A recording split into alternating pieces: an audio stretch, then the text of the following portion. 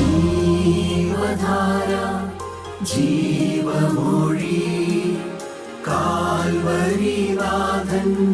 സ്നേഹമൊഴി തിരുനിറത്താൽ ജീവനേകും യേശുനാഥന്റെ ജീവമൊഴി ജീവധാര ജീവധാര ജീവധാര.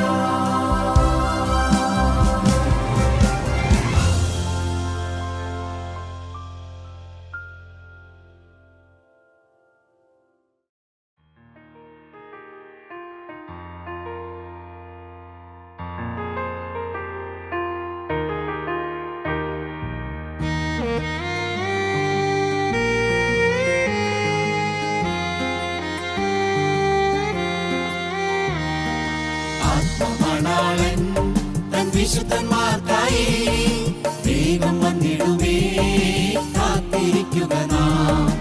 ആത്മമണാളൻ തൻ വിശുദ്ധന്മാർക്കായി വേഗം വന്നിടുമേ കാത്തിരിക്കുക നാം. യേശുവിൻ പേർക്കായി പാടു സഹിച്ചിടാം, ക്രൂശെടുത്തു കൊണ്ടനുഗമിച്ചിടാം. ക്രിസ്തേശുവിൻ പേർക്കായി പാടു സഹിച്ചിടാം, ക്രൂശെടുത്തു കൊണ്ടനുഗമിച്ചിടാം. അന്ത്യത്തോളവും സഹിച്ചിടുന്നവർ തേജപൂർണരായി തൻ കൂടെ വാഴുമേ. അന്ത്യത്തോളവും സഹിച്ചിടുന്നവർ തേജപൂർണരായി തൻ കൂടെ വാഴുമേ. ആത്മമണാളൻ തൻ വിശുദ്ധന്മാർക്കായി വേഗം വന്നിടുമേ കാത്തിരിക്കുക നാം.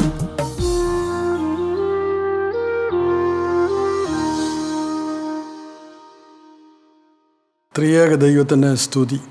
കർത്താവിൻ്റെ പരിശുദ്ധ തിരുനാമം മഹത്വപ്പെടുമാറാകട്ടെ. കർത്താവിനാൽ അനുഗ്രഹിക്കപ്പെട്ട വിശ്വാസികളുടെ സമൂഹത്തിന് യേശുക്രിസ്തുവിൻ്റെ അതിപരിശുദ്ധമായ നാമത്തിൽ എൻ്റെ സ്നേഹവന്ദനം. അപ്പോസ്തലനായ പൗലോസ് തൻ്റെ ആത്മീക പുത്രനായ തീമോത്തിയോസിന് എഴുതിയ രണ്ടാമത്തെ ലേഖനം 3-ാം അധ്യായം 12-ാമത്തെ വാക്യത്തിൽ ഇപ്രകാരം പറയുന്നു: എന്നാൽ ക്രിസ്തുയേശുവിൽ ഭക്തിയോടെ ജീവിപ്പാൻ മനസ്സുള്ളവർക്ക് എല്ലാം ഉപദ്രവമുണ്ടാകും. തീമോത്തിയോസ് ഒരു ബിഷപ്പാണ്.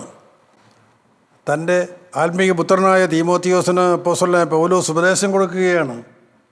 ക്രിസ്തുയേശുവിൽ ഭക്തിയോടെ ജീവിപ്പാൻ മനസ്സുള്ളവർക്ക് എല്ലാം ഉപദ്രവം ഉണ്ടാകും. കർത്താവിൻ്റെ പിന്നാലെ പോകുന്നവൻ ഉപദ്രവങ്ങൾ ഒഴിവാകുവാനല്ല, കഷ്ടത ഇല്ലാതെ വരുവാനല്ല, ഈ ഭൂമിയിൽ സുഖമായും ക്ഷേമമായും ഐശ്വര്യമായും ജീവിക്കാനല്ല. ക്രിസ്തുയേശുവിൽ ഭക്തിയോടെ ജീവിക്കാൻ ആഗ്രഹിക്കുന്നവർക്കെല്ലാം ഉപദ്രവം ഉണ്ടാകും. വളരെ വ്യക്തമാണ്. അതിനുള്ള സമർപ്പണമുള്ളവരാണ് ക്രിസ്തുവിന് പിന്നാലെ പോകേണ്ടത്. സ്തോത്രം. യേശുവിൻ്റെ പിന്നാലെ വന്ന അനേകരുണ്ടല്ലോ, നിങ്ങൾക്കറിയാമല്ലോ. പക്ഷെ അവരോടെല്ലാം കർത്താവ് വളരെ വ്യക്തമായ ഭാഷയിൽ പറഞ്ഞു, എന്നെ അനുഗമിപ്പാൻ ഒരു ഇച്ഛിച്ചാൽ അവൻ തന്നെത്താൻ ത്യജിക്കണം. ഒന്നാമത്തെ കാര്യം എന്താണ്? ഇന്ന് തന്നെത്താൻ ത്യജിച്ച വിശ്വാസികൾ എത്ര കാണും?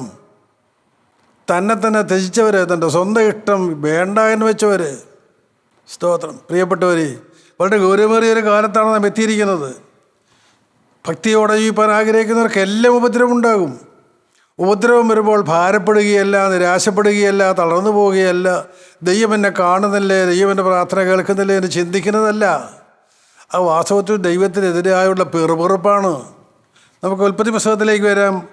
39-ാം അധ്യായം 20-ാം വാക്യം. അവിടെ യോസേപ്പിൻ്റെ യജമാനൻ അവനെ പിടിച്ച് രാജാവിൻ്റെ ബദ്ധന്മാർ കിടക്കുന്ന കാരാഗൃഹത്തിലാക്കി. യോസേപ്പ് ദൈവം വിളിച്ച് വേർതിരിച്ച് അബ്രഹാമിൻ്റെ മകനായി, ഇസ്ഹാക്കിൻ്റെ മകനായി, യാക്കോബിൻ്റെ മകനാണ്.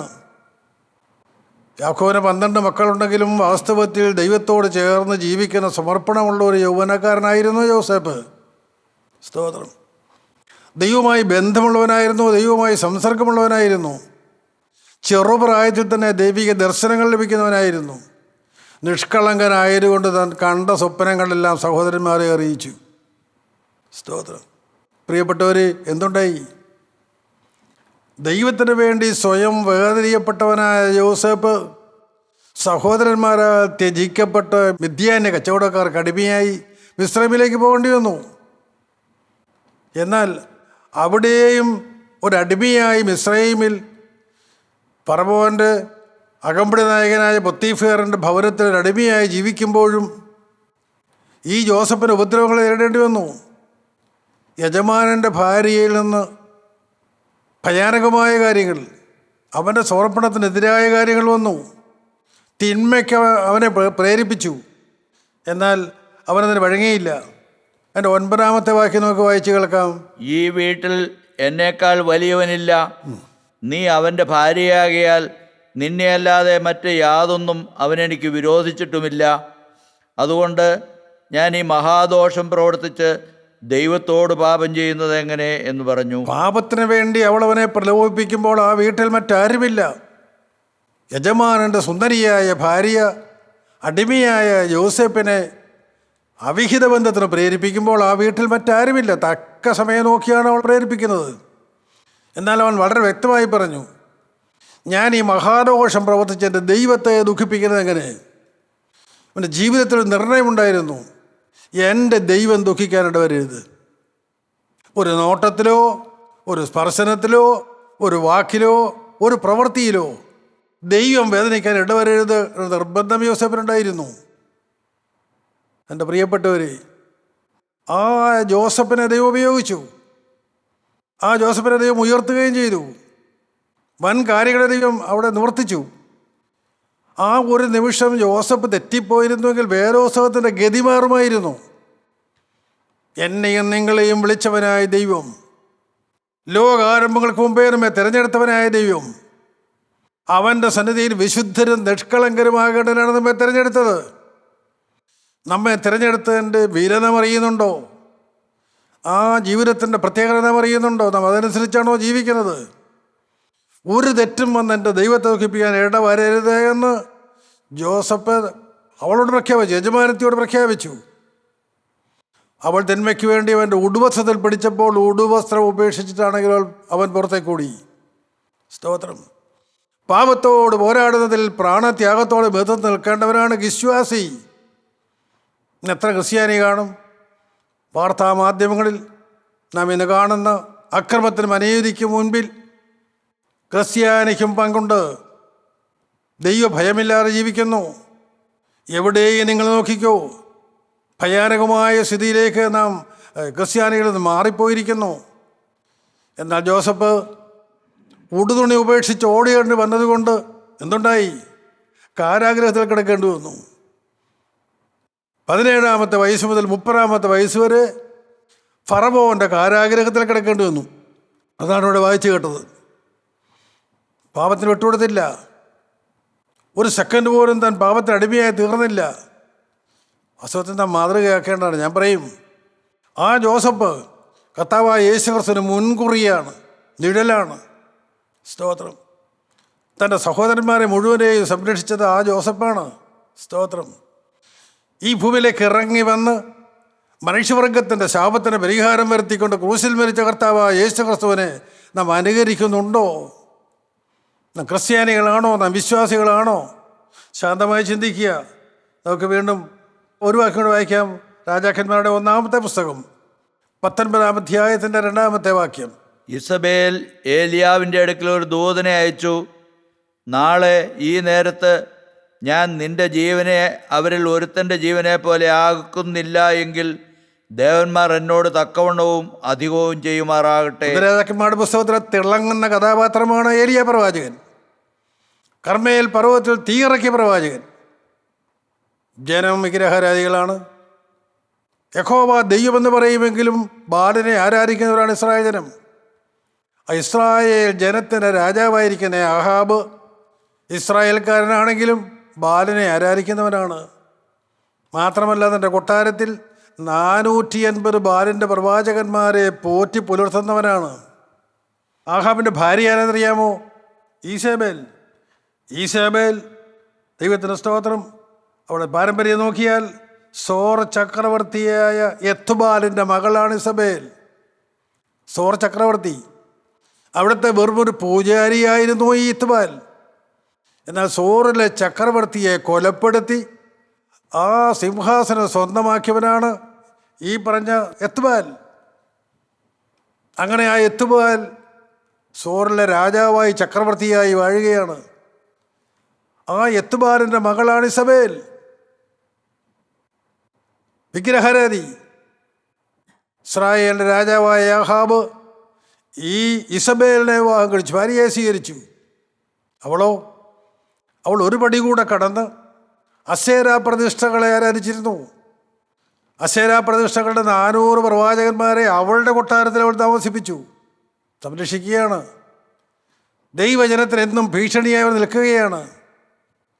ദൈവത്തിന് സ്തോത്രം. എന്നാൽ ഏലിയാവ് തളർന്നില്ല, ഏലിയാവ് ഒട്ടും തളർന്നില്ല. ഒരു നിർണായകമായ സമയം വന്നപ്പോൾ ഏലിയാവ് കർമ്മേൽ പർവ്വതത്തിൽ ആഹാബ് രാജാവിനെയും ഇസ്രായേൽ ജനത്തെയും വിളിച്ചു വരുത്തി. കർമ്മേൽ പർവ്വതത്തിലവരെല്ലാം വന്നുകൂടിയപ്പോൾ ആ ജനത്തോട് ഏലിയാവ് പറഞ്ഞു, നിങ്ങൾ 2 തോണിയിൽ കാൽ വയ്ക്കുന്നതെന്ത്? നിങ്ങൾ യഹോവ ദൈവമെന്ന് പറയുകയും ബാലനെ ആരാധിക്കുകയും ചെയ്യുന്നത് എന്തുകൊണ്ട്? വിശ്വാസികളുടെ സമൂഹമേ, ഇന്ന് നാം ആരാധിക്കുന്നത് ആരെ? ഇന്ന് നാം ജീവിക്കുന്ന ലക്ഷ്യമെന്ത്? നമ്മുടെ ഓരോ ദിവസവും ഓരോ നിമിഷവും നാം ചെലവഴിക്കുമ്പോൾ നമ്മുടെ ലക്ഷ്യമെന്ത്? ദൈവത്തെ പ്രസാദിപ്പിക്കുകയാണോ? ദൈവവചനം അനുസരിക്കുകയാണോ?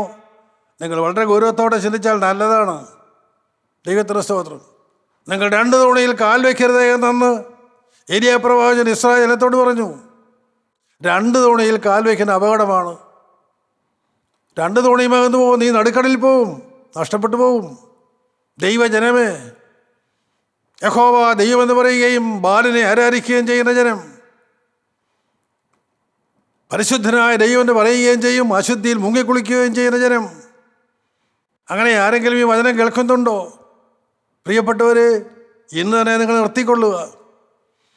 ഏലിയാവ് കർമ്മേൽ പർവ്വതത്തിൽ തീയിറക്കി. ഏലിയാവ് പറഞ്ഞു, സത്യദൈവം ആരാണ്? ബാലാണോ യഹോവയായ ദൈവമാണോ? ആരാണ്? നമുക്ക് നിശ്ചയിക്കാം. നമുക്ക് 2 കൂട്ടർക്കും യാഗം കഴിക്കാം. ഏത് യാഗത്തിൽ തീ ഇറങ്ങുന്നുവോ ആ ദൈവം സത്യദൈവം, ആർക്കും നിഷേധിക്കാൻ സാധ്യമല്ല. ദൈവത്തിന് സ്തോത്രം. പ്രിയപ്പെട്ടവർ, അത് ആദ്യകാലം മുതൽ നിലവിലുള്ള സത്യമാണ്, നിർമ്മലമായ സത്യമാണ്, എല്ലാവർക്കും അറിയാവുന്ന സത്യമാണ്. ദൈവം പ്രസാദിക്കുന്ന യാഗത്തിൽ സ്വർഗത്തിലെ തീ ഇറങ്ങും. സ്തോത്രം. ദൈവമക്കൾ മുഴങ്കാലിരുന്ന് പ്രാർത്ഥിക്കുമ്പോൾ അവിടെ സ്വർഗത്തിലെ തീ ഇറങ്ങും.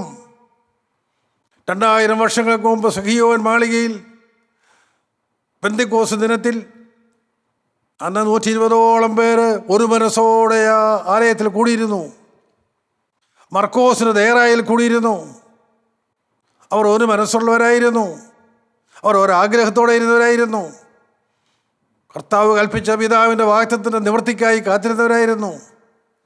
കർത്താവിനോട് പറഞ്ഞിരുന്നു, നിങ്ങളുടെ യെരൂശലേമിൽ നിന്ന് വാങ്ങിപ്പോകാതെ എന്നോട് കേട്ട പിതാവിൻ്റെ വാഗ്ദത്തത്തിനായി നിങ്ങൾ കാത്തിരിക്കണം. അവർ കാത്തിരുന്നു.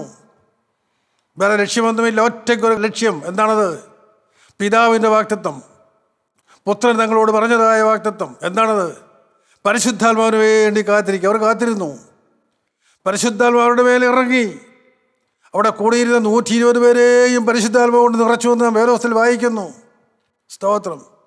പ്രിയപ്പെട്ടവർ, ഇനി നാം കൂടി വരുന്നു.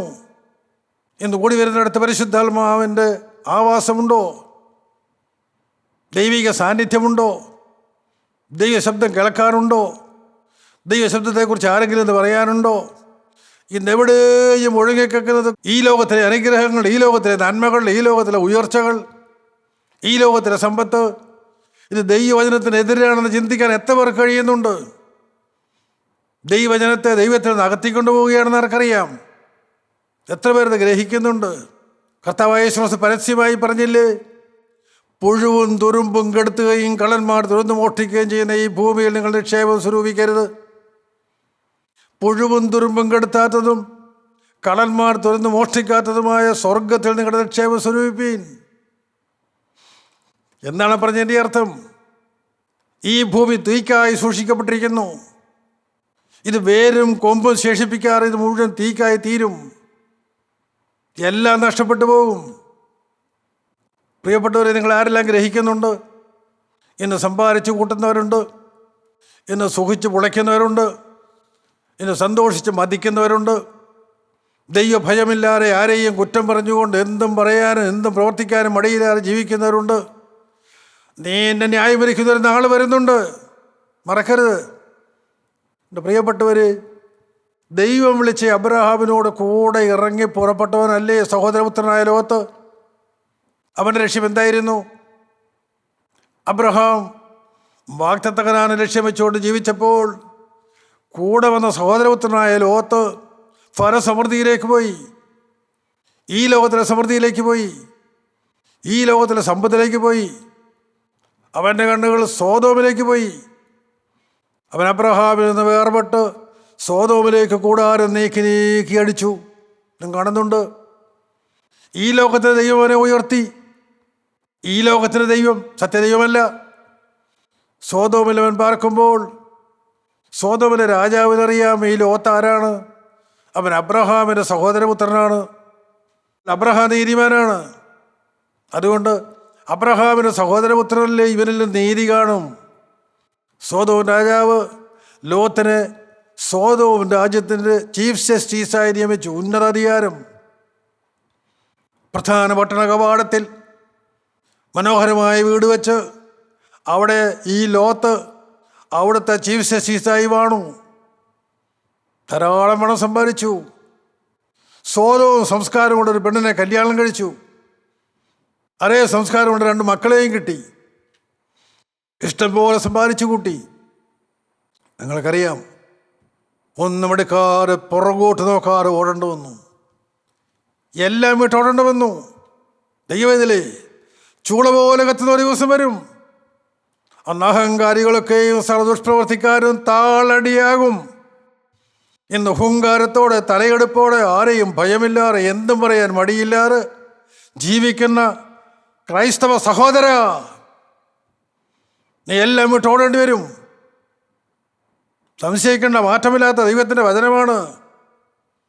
നിന്റെ മിടുക്കും സാമർഥ്യം ഒന്നും ഇവിടെ ചിലവാകുകയില്ല.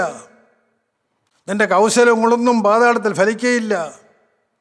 നിത്യനായ ദൈവത്തിൻ്റെ ന്യായാസനത്തിന് മുൻപാകെ നീ പഞ്ചപുച്ഛമടക്കി നിൽക്കേണ്ടി വരും.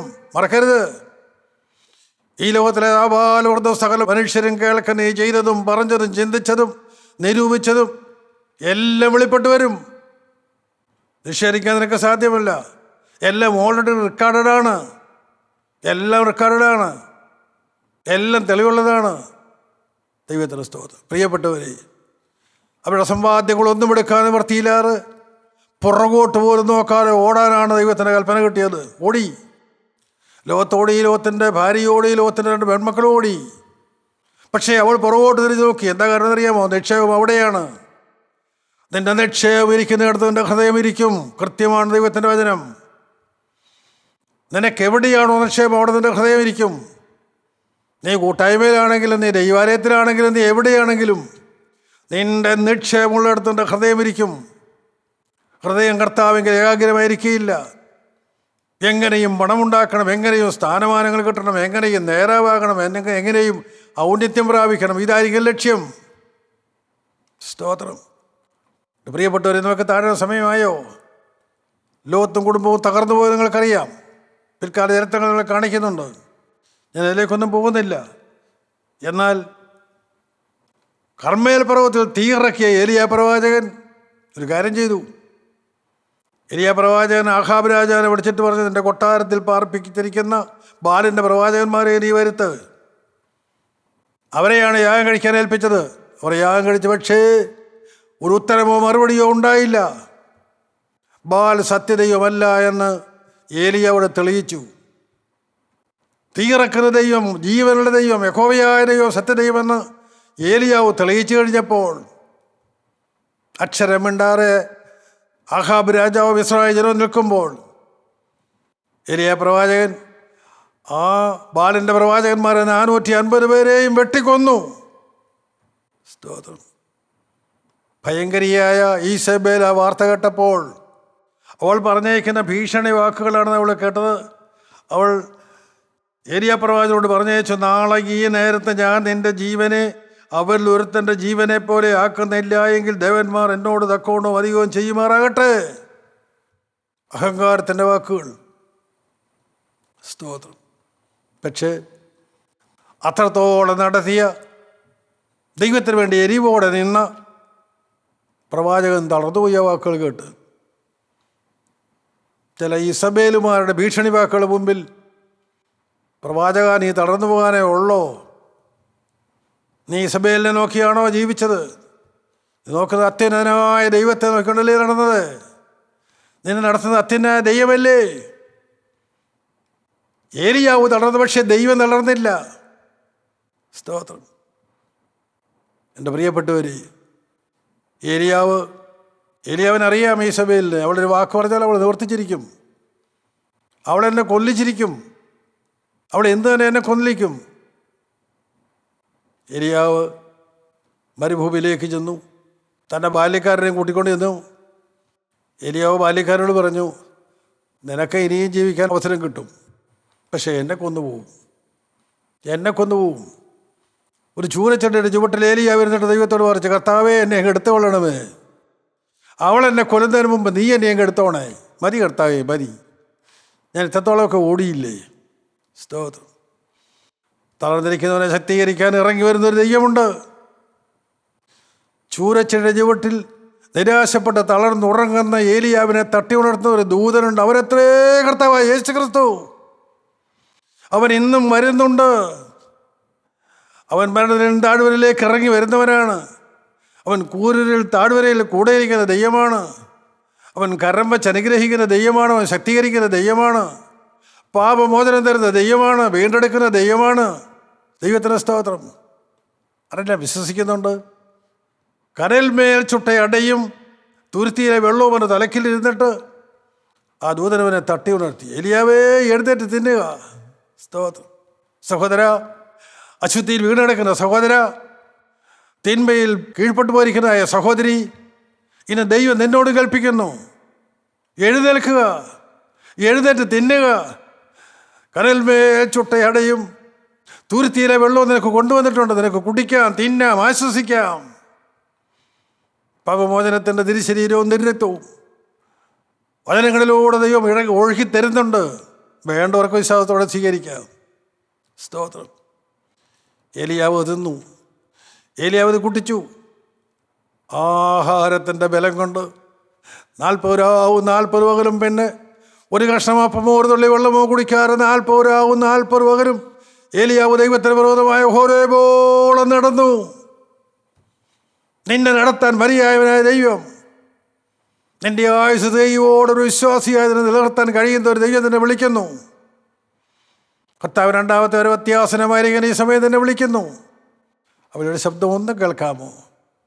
ഒന്ന് താഴാമോ? ദൈവത്തിന് ഒന്ന് വിനയപ്പെടാമോ? പ്രിയപ്പെട്ടവർ, ഏലിയാവ് ജയാളിയായി തീർന്നു. സ്തോത്രം. ജീവിതത്തിൽ കഷ്ടങ്ങളുണ്ട്, ഭീഷണികളുണ്ട്, എതിർപ്പുകളുണ്ട്, ജീവന് പോലും ഭീഷണിയുണ്ട്, സത്യമാണ്. പക്ഷേ ഏലിയാവ് അതിനെ ജയിച്ചു. സ്തോത്രം. ദാവീദിൻ്റെ കാലം 7-ാം സങ്കീർത്തനം 1-ാം വാക്യത്തിലേക്ക് നമുക്ക് വരാം. സങ്കീർത്തനക്കാരനായ ദാവീദ് പറയുകയാണ്, എൻ്റെ ദൈവമായ യഹോവേ, നിന്നെ ഞാൻ ശരണം പ്രാപിക്കുന്നു. എന്നെ വേട്ടയാടുന്ന എല്ലാവരുടെയും കയ്യിൽ നിന്ന് എന്നെ രക്ഷിച്ച് വിടുവിക്കണമേ. എൻ്റെ ദൈവമേ, ഞാൻ ആശ്രയിക്കുന്നത് നിന്നിലാണ്. ഞാൻ നിന്നിൽ ആശ്രയിച്ചാണ് ജീവിക്കുന്നത്. എന്നാൽ അതുകൊണ്ട് തന്നെ എന്നെ വേട്ടയാടുന്നവരുണ്ട്, എന്നെ വേട്ടയാടുന്ന അനേകരുണ്ട്. ദാവീദ് പ്രാർത്ഥിച്ചു, എന്നെ വേട്ടയാടുന്ന എല്ലാവരുടെയും കയ്യിൽ നിന്ന് എന്നെ രക്ഷിച്ച് വിടുവിക്കണമേ. ഞാൻ അശക്തനാണ്, പക്ഷെ നീ ശക്തനാണ്. ഞാനൊരു പാവപ്പെട്ട ആടാണ്, പക്ഷെ നീ എൻ്റെ ഇടയനാണ്. ഹല്ലേലൂയ. സ്തോത്രം. പ്രിയപ്പെട്ടവർ, പരാജയപ്പെട്ടവർ, പാപത്തിൽ വീണവർ, പാപം ചെയ്യുന്നത് ആഗ്രഹിച്ചിട്ട് സാധിക്കാതെ വീട് പോയവർ, ആരെല്ലാം ഈ വാക്കുകൾ കേൾക്കുന്നുണ്ട്? ദാവീദിനെപ്പോലെ നിങ്ങൾക്കും ഇപ്പോഴത് പറയാമോ? കർത്താവേ, ഞാൻ നിന്നിൽ ആശ്രയിക്കുന്നു, എൻ്റെ പൊന്നുമുഖത്തേക്ക് വിശ്വാസത്തോടെ ഞാൻ നോക്കുന്നു. നീ സർവ്വശക്തനാണ്, നീ ശക്തനാണ്, നീ എന്നെ വിടുവിപ്പാൻ മതിയായവനാണ്, നീ എന്നെ വിടുവിപ്പാൻ അധികാരമുള്ളവനാണ്. സ്തോത്രം. എന്നെ നീ വിടുവിക്കണമേ. എന്നെ വേട്ടയാടുന്ന എല്ലാവരുടെയും കയ്യിൽ നിന്ന് എന്നെ രക്ഷിക്കണമേ, എന്നെ വിടുവിക്കണമേ. ദാവീദ് പ്രാർത്ഥിച്ചു. പ്രാർത്ഥന കേൾക്കുന്ന ഒരു ദൈവമുണ്ട്. 31-ാം സങ്കീർത്തനം 15-ാമത്തെ വാക്യം, അതും ദാവീദിൻ്റെ സങ്കീർത്തനമാണ്. 31-ാം സങ്കീർത്തനം 15-ാം വാക്യത്തിൽ അവിടെ നാം ഇങ്ങനെയാണ് വായിക്കുന്നത്, എൻ്റെ കാലഗതികൾ നിന്റെ കയ്യിലിരിക്കുന്നു, എൻ്റെ ശത്രുക്കളുടെയും എന്നെ പീഡിപ്പിക്കുന്നവരുടെയും കയ്യിൽ നിന്ന് എന്നെ വിടുവിക്കണമേ. സ്തോത്രം. എൻ്റെ ശത്രുക്കളുടെയും എന്നെ പീഡിപ്പിക്കുന്നവരുടെയും കയ്യിൽ നിന്ന് എന്നെ വിടുവിക്കണമേ. ദൈവത്തിന് വേണ്ടി വേർതിരിക്കപ്പെട്ടവനായ ദാവീദ് ആടുകളുടെ ആലയുടെ വാരക്കൽ ദൈവം വിളിച്ച് വേർതിരിച്ചവനായ ദൈവത്തിൻ്റെ വ്രതനായ ദാവീദിന് അനേകം ശത്രുക്കൾ, വേട്ടയാടുന്നവർ. ദാവീദ് അവിടെയും കർത്താവിൻ്റെ മുഖത്തേക്ക് നോക്കി. ദാവീദ് അതിനെയാണ് പ്രാർത്ഥിക്കുന്നത്. എൻ്റെ ശത്രുക്കളുടെയും എന്നെ പീഡിപ്പിക്കുന്നവരുടെയും കയ്യിൽ നിന്ന് എന്നെ വിടുവിക്കണം. എന്നെ വിടുവിക്കാൻ കഴിവുള്ള ഒരുവരുണ്ട്. സ്തോത്രം. പ്രിയപ്പെട്ടവർ, അവരിൽ നിന്ന് രക്ഷപ്പെടാൻ എനിക്ക് കഴിയാമെന്നല്ല ദാവീദ് പറയുന്നത്.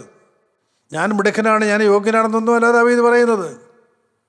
ഗോലിയാത്തിനെ ജയിച്ചവനായ ദാവീദ്, സിംഹത്തെയും കരടിയെയും കൊന്നവനായ ദാവീദ്, ഇപ്പോഴും രാജാവായിരിക്കുമ്പോഴും ദാവീദ് ആശ്രയിക്കുന്ന ഒരു ദൈവത്തിലാണ്. എന്നെ വിടുവിക്കാൻ കഴിയുന്ന ഒരു ദൈവമുണ്ട്. സ്തോത്രം. പ്രിയപ്പെട്ടവർ, സ്വന്തം കഴിവിലും മിടുക്കിലും ആശ്രയിക്കരുത്. ശാന്തമായി ചോദിക്കട്ടെ, നീ മിടുക്കനാണ്, നീ കഴിവുള്ളവരാണ്, നീ സമ്പന്നനാണ്, നീ സമ്പത്തുണ്ടാക്കിയിട്ടുണ്ട്, നീ സ്വന്തമായി പലതും സമ്പാദിച്ചിട്ടുണ്ട്, നിനക്ക് മക്കളുണ്ട്, ഭാര്യയുണ്ട്, നിനക്ക് വലിയ വീടുണ്ട്, നിനക്ക് പേരും പെരുമയും എല്ലാം ഉണ്ട്. എത്ര നേരത്തേക്ക്? എൻ്റെ പ്രിയപ്പെട്ടവരെ, ഇതൊക്കെ നിമിഷനേരം കൂടെ തകർന്നു പോയില്ലേ? എല്ലാം പോയില്ലേ? എന്നാൽ കർത്താവ് എന്താണ് പരസ്യമായി തൻ്റെ സ്വന്തം ജനത്തോട് വിളിച്ചു പറഞ്ഞത്? സമാധാനം ഞാൻ നിങ്ങൾക്ക് തന്നേച്ചു പോകുന്നു. ലോകം തരുന്നത് പോലെയല്ല ഞാൻ നിങ്ങൾക്ക് തരുന്നത്. ഞാൻ തരുന്ന സമാധാനം, ആർക്കും എടുത്തുകളയാൻ കഴിയാത്ത സമാധാനം, അലൗകികമായ അഭൗമികമായ സമാധാനം ഞാൻ നിങ്ങൾക്ക് തരുന്നു. സഹോദര സഹോദരി, ആ സമാധാനം നീ അനുഭവിക്കുന്നുണ്ടോ? പ്രതികൂലങ്ങളുടെ മധ്യത്തിൽ, രോഗത്തിൻ്റെ മധ്യത്തിൽ, നിന്നെ ഉപദ്രവിക്കുകയും പീഡിപ്പിക്കുകയും ചെയ്യുന്ന സമൂഹത്തിൻ്റെ മധ്യത്തിൽ ഈ അലൗകികമായ, ഈ അഭൗമികമായ സമാധാനം നീ അനുഭവിക്കുന്നുണ്ടോ? ആർക്കും എടുത്തുകളയാൻ കഴിയാത്ത സമാധാനം നിനക്കുണ്ടോ? അതുണ്ടെങ്കിൽ നീ ദൈവത്തെ മറക്കുകയില്ല, നീ അവനെ വിട്ട് പോവുകയില്ല, നീ പാപത്തിലേക്ക് തിരിയുകയില്ല. ഈ സത്യം നിങ്ങൾ അറിയൂ. പ്രതികൂലങ്ങളുടെ മധ്യത്തിൽ സമാധാനത്തിൽ നിറഞ്ഞു നിൽക്കുന്ന ഒരു ജീവിതമുണ്ട്. ദൈവം നമുക്ക് തരും. അത് അനുഭവിച്ചുകൊണ്ടാണ് ദാവീദ് അത് പറയുന്നത്. 119 സങ്കീർത്തനം, അതും ദാവീദ് ധ്യാനിച്ചുകൊണ്ടിരിക്കുകയാണ്.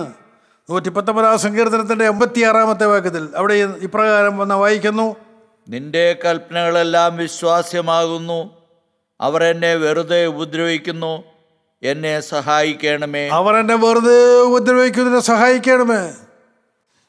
എന്നിൽ എന്തെങ്കിലും കുറ്റം കണ്ടിട്ടല്ല, പക്ഷേ അവരെന്നെ വെറുതെ ഉപദ്രവിക്കുന്നു. അതാണ് കാരണം. ദാവീദ് ദൈവത്തെ പിൻപറ്റുന്നു, അതാണ് കാരണം. സ്തോത്രം.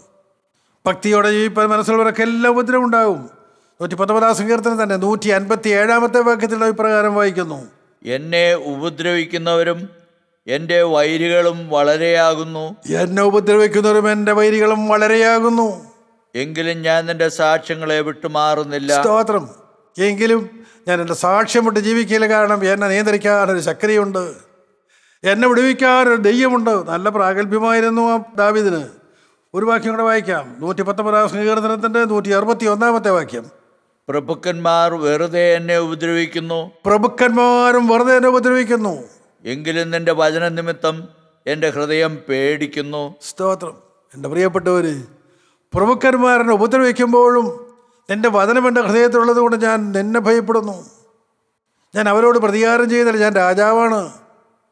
ഞാൻ നിന്നെ ഭയപ്പെട്ടുകൊണ്ട് ഞാൻ വചനത്തിൽ ആശ്രയിച്ച് നിൽക്കുന്നു. ഒരു വാക്യം കൂടെ വായിക്കാം. 143 സങ്കീർത്തനത്തിൻ്റെ 3 വാക്യം: ശത്രു എൻ്റെ പ്രാണനെ ഉപദ്രവിച്ചിരിക്കുന്നു, അവൻ എന്നെ നിലത്തിട്ട് തകർത്തിരിക്കുന്നു. പണ്ടേ മരിച്ചവരെ പോലെ അവൻ എന്നെ ഇരുട്ടിൽ പാർപ്പിച്ചിരിക്കുന്നു. എന്താണെന്ന് അവിടെ വായിക്കുന്നത്?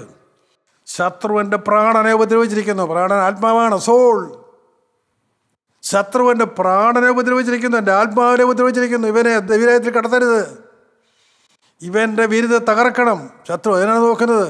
അവൻ്റെ പ്രാണനെ ഉപദ്രവിച്ചിരിക്കുന്നു, അവൻ എന്നെ നിലത്തിട്ട് തകർത്തിരിക്കുന്നു. പ്രിയപ്പെട്ടവർ, അനേകരുടെ അനുഭവമാണ്. നിലത്തിട്ട് തകർത്തിരിക്കുന്നു. എന്നാൽ പണ്ടേ മരിച്ചവനെ പോലെ അവൻ എന്നെ ഇരുട്ടിൽ പാർപ്പിച്ചിരിക്കുന്നു. സ്തോത്രം. എന്നെ അന്ധകാരത്തിലാക്കിയിരിക്കുന്നു, എന്നാൽ ഇതിൻ്റെ എല്ലാം മധ്യത്തിൽ ഞാൻ വിശ്വാസത്തോടെ നിൽക്കുന്നു. ദൈവത്തിലെ നിന്റെ സാഹചര്യങ്ങളോട് യാത്ര പറഞ്ഞുകൊണ്ട് നിനക്ക് ഇപ്പോൾ വിശ്വാസത്തോടെ നിൽക്കാമോ? ഇപ്പോൾ നിൻ്റെ അരികിൽ വന്ന് നിൽക്കുന്ന കർത്താവായ യേശുക്രിസ്തുവോട് നിനക്ക് ഒരു വാക്ക് പറയാമോ? കർത്താവേ, എന്നോട് മനസ്സിലിയണമേ. അറിയായ്മയുടെ കാലങ്ങളിൽ വന്നുപോയ സകല പാപങ്ങളെയും നിരത്താറെന്ന് കഴുകാമോ? എന്നെ ശുദ്ധീകരിക്കാമോ? ശത്രുവിനെ ബലസിച്ചകറ്റാമോ? അധികാരമുള്ള ദൈവത്രാവിടെ നീ ഹൃദയത്തിലേക്ക് എഴുന്നള്ളി വന്ന് എന്നെ വിടുവിക്കണമേ, വീണ്ടെടുക്കണമേ. രണ്ടാമത്തെ വരവിനായി ഞങ്ങളെല്ലാവരെയും ഒരുക്കണമേ, മാനവും മഹത്വത്തോടെ എടുക്കണമേ. യേശു ക്രിസ്തുവിൻ്റെ അതിപരിശുദ്ധ നാമത്തിൽ തന്നെ ആമേൻ.